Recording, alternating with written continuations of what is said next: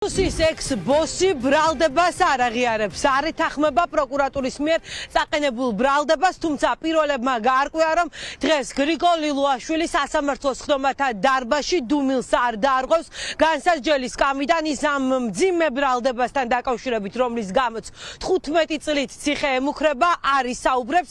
ეს გადაწყვეტილება ადვოკატთან შეთანხმებით მიიღო სუსის ყოფილმა ხელმძღვანელმა, როგორც მისმა უფლებადამცველმა სულ ცოტა ხნის წინ პირველებთან განაცხადა გრიგოლ ლილუაშვილი დუმილის უფლებას გამოიყენებს დღეს, ვიდრე საქმის მასალებს. დაცვის მხარეს სრულად არ გაეცნობა ამ ხმაურიან საქმესთან დაკავშირებით გრიგოლ ლილუაშვილისაგან განმარტებებს ვერ მოვისმენთ. ეს არის ლილუაშვილის პოზიცია. ბუნებრივია დღევანდელი სასამართლო პროცესის მიმართ საზოგადოების მაღალი ინტერესი არსებობს, ყველა საინტერესებდა რა სიტყოდა ხელბორკილ დადებული გრიგოლ ლილუაშვილი განსაჯელის სკამიდან, თუმცა როგორც ჩანს, ჯერ არ მოუფიქრებია ლილუაშვილს ილაპარაკოს ხმამაღლა იმ ბრალდებასთან დაკავშირებით, რის გამოც ახლა სწორედ ზაღესის წინასწარი მოთავსების იზოლატორში არის გამოკეტილი.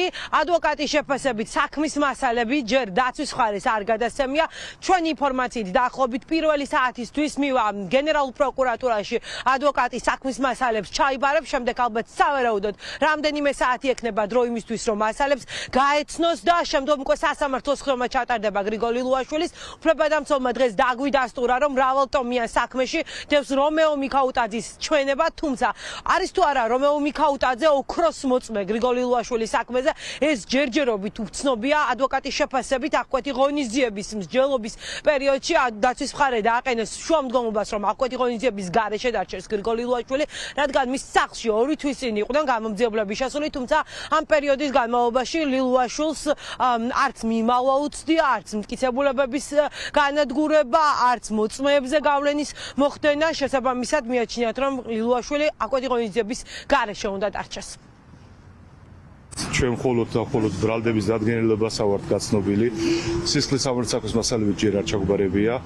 აღნიშნული ბრალდებაში მართალია ჩამონათვალი არის მტკიცებულებების, მაგრამ მიგვაჩნია ჩვენ გამოვრიცხავთ პირდაპირ მტკიცებულებების არსებობას, განსაკუთრებით დიდი ოდენობით ქრთამის აღების დადასტურების ნაწილში. ბატონი გრიგოლის სუდანაშაულობას დადასტურებას შევძლებთ. რა ინტერესი შეიძლება არსებობდეს გრიგოლ ლილუაშვილის წინააღმდეგ? რატომ შეიძლება ის გამხდარიყო ბრალდებული ამ საკითხში? ეს ახლა ზოგადი ინტერესია, გამოძიების ინტერესია, მოგეხსენებათ. მხოლოდ გამოძიების ინტერესს ხედავთ აქ? მე სხვა სამ ეტაპზე ვერ ხედავ და მით უმეტეს არცნობს თავს დამნაშავეთ, რომ გავეცნობით საქმის მასალებს, ამის შემდეგ ბატონი გრიგოლი დააფიქსირებს თავის პოზიციაზე და თქვენი აზრი სასამართლო პროცესზე გრიგოლ ლილუაშვილი ამ საქმესთან დაკავშირებით არის საუბრებს? როგორია თქვენი ინფორმაცია, რას აპირებს? იმის და გამომდინარე, რომ საქმის მასალებს არ იცნობს, მე არ მგონია, რომ დღეს რაიმე კვეთრი და განსაკუთრებული განცხადებები გაკეთეს თუნდაც სასამართლო პროცესში. და არ აღიარებს ბრალდებას? არა ბატონო. მიქაუტაძეს აქვს მის წინააღმდეგ მიცემული ჩვენება? მიქაუტაძე დასახელებულია მოწმეთა ბაზაში, მაგრამ რა სახის ჩვენება აქვს მიცემული, ამას ჩვენ არ ვიცით. კიდევ ვინ არიან დასახელებული მოწმეთა ბაზაში? საკმაოდ დიდია ბაზათა წრე. აი მიქაუტაძეზე მაგალითად ორჯერ დასახელდა პროკურატურის მხრიდან, რომ ის ერთგვარად შუამავალი იყო, შესაბამისად შესაძლოა ის იყოს ოქროს მოწმე ლილუაშვილის წინააღმდეგ. და არსებობს ინფორმაცია, რომ საპროცესო შეთანხმებასთან დაკავშირებით მიმდინარეობს მასთან მოლაპარაკებები, სავარაუდოდ. მე ამაზე არა ვარ ინფორმირებული ბატონო და ვერ გავცემთ პასუხს, თუმცა ფიქრობ, რომ ეს დევნა მხოლოდ სამართლებრივია. ლილუაშვილს ასეც მიაჩნია, რომ მხოლოდ საგამოძიებო უწყებებს აქვთ მასთან კითხვები და არა პოლიტიკური ფიგურის პოლიტიკურ წრეებში გაჩნდა ქართულ ოცნებაში მის მიმართ კითხვები და ინტერესი. ამ ეტაპზე ესეა ძიება დაინტერესდა რა ხან მასთან ჭრეკა ჩატარდა პოლიტიკოსებიც დაინტერესდა. არა, სამართლებრივად, უყურეთ სამართლებრივად გამოძიებას ეთყობა აქვს რაღაც ინფორმაცია, რომელზეც ჩვენ ხო არ ვიყავით ინფორმირებული. დღემდე მასალები არ ჩაგვარებია. ეს არ უცდია ამ 2 თვის განმავლობაში. არა ბატონო, არც პასპორტი არ ქონია ჩამორთმეული, ჩვენ არანაირი პოზიცია არ შეგვიცულია. იმისა, რომ მოსულიყავით გამოძიებაში და გამოძიების კითხვებისთვის გვეპასუხავ, რომ დაგვხვდა იქ დევნა და დევნის შემდეგ ჩვენ სარგებლობთ იმ უფლებით, რაც გაგვაჩნია კანონით. შეიძლება დღეს ჩვენ ვთქვათ, ახლა ხმამაღალი არ იქნება, რომ გრიგოლ ლილუაშვილი დღეს დუმილის უფლებას გამოიყენებს. ვფიქრობ, რომ ესე იქნება. კი, დუმილის უფლება იმ კუთხით, რომ არ ელაპარაკებს მომხდარ დანაშაულის დეტალებზე ზეპირად, სანამ არ გაეცნობა საქმის მასალებს. გრიგოლ ლილუაშვილი ჯერ დუმილის უფლებას იყენებს, დაცვის მხარე ამტკიცებს, რომ სამართლებრივი დევნის ობიექტი არის სუსის ყოფილი შეფი, თუმცა ამ განცხადების არჯერად პოლიტიკურ წრეებში, ოპოზიციური სპექტრში ამბობენ, რომ გრიგოლ ლილუაშვილი კლანებს შორის დაპირისპირებას შეეწირა, არავის ჯერა, რომ ქართულ ოცნებას რეალურად კორუფციასთან ბრძოლა აქვს გამოცხადებული, არც იმის ჯერად, რომ მხოლოდ გრიგოლ ლილუაშვილი იყო ადამიანი, რომელიც მარტო ახერხებდა დიდი ოდენობით ქრთამის მიღებას, შესაბამისად არჯერად იმ გამოძიების გულწრფელობის, რომელიც ახლა ძალოვანი უწყების საგამოძიებო უწყებებმა წამოიწყეს.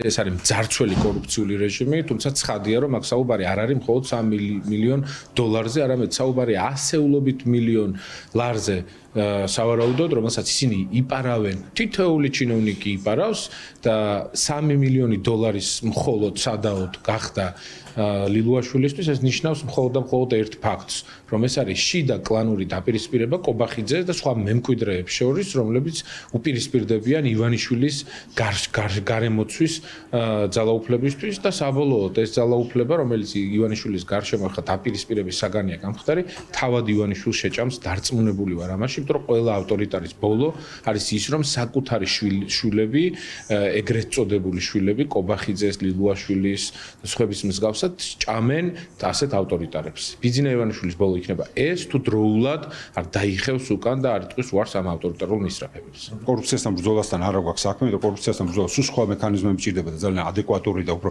ფართოდ გაშლილი პროცესი და დამოუკიდებელი ინსტიტუტები. ჩვენ რასაც ხედავთ, ეს არის, რომ თვითონ ავტოკრატიის რეჟიმი აყალიბებს განსხვავებულ, ისე ვთქვათ, იერარქიულ სისტემას, სადაც მაქსიმალურად უნდა კონსოლიდაცია მოახდინოს ყველა იმ კორუფციული სქემების, კორუფციული რესურსების, რომელიც აქამდე გაფანტული იყო შედარებით და უნდა ერთი ხელის ქვეშ მოაქციონოს ეს ყველაფერი. ეს არის ფეიკი ყალბი, იმიტომ რომ მხოლოდ იმიტომ რომ ერთ კონკრეტულ ადამიანს დააბრალონ, კორუფცია იქნება, გაგრძელდება, იმიტომ რომ თუ ეს ყველაფერი მხოლოდ ერთი კაცი მოაცილეს და დანარჩენი დარჩეს, შესაბამისად კორუფციული სქემები რჩება, უბრალოდ ამის კონტროლი და ამაზე ზედამხედველობა გადაბარდა სხვას და ის კონკრეტული ადამიანი, რომელიც აქამდე ამას აკეთებდა, ის ჩამოიცილეს. აი დაახლოებით ამასთან გვაქვს საქმე. ზაჰესის წინასწარი მოთავსების სამარტო საკანში გამოკეტილი სუსის ყოფილი ბოსი ახლა სასამართლო პროცესის ჩანიშვნას ელოდება. ბოლო დროის ერთ-ერთი ყველაზე რეზონანსული სასამართლო პროცესი დიდი ალბათობით დღის მეორე ნახევარში ჩაატარდება. ჯერჯერობით უცნობია, ვინ იქნება ის მოსამართლე, ვინც იმსჯელებს აღკვეთ ღონისძიებასთან დაკავშირებით, თუ პროკურატურის შუამდგომლობა პატიმრობასთან დაკავშირებით დაკმაყოფილდება გრიგოლ ლილუაშვილს დღესვე რუსთავის მე-12 დაწესებულებაში ასახლებენ ეს ის დაწესებულებაა, სადაც პოლიტიკური ლიდერები, ოპოზიციური პოლიტიკური ლიდერები იხდიან სასჯელს. თვეებია უკვე, თითქმის ნახევარი წელია. უნდა აღინიშნოს ის ფაქტი, რომ ლილუაშვილს განსაკუთრებით დიდი ოდენობით ქრთამის აღებას ედავება ძალოვანი უწყება. მას ბრალის დამტკიცების შემთხვევაში 11-დან 15 წლამდე პატიმრობა ემუქრება. ცნობილი გახდა პირველებისთვის ის, რომ ლილუაშვილი დღეს დუმილის დარღვევას არ აპირებს.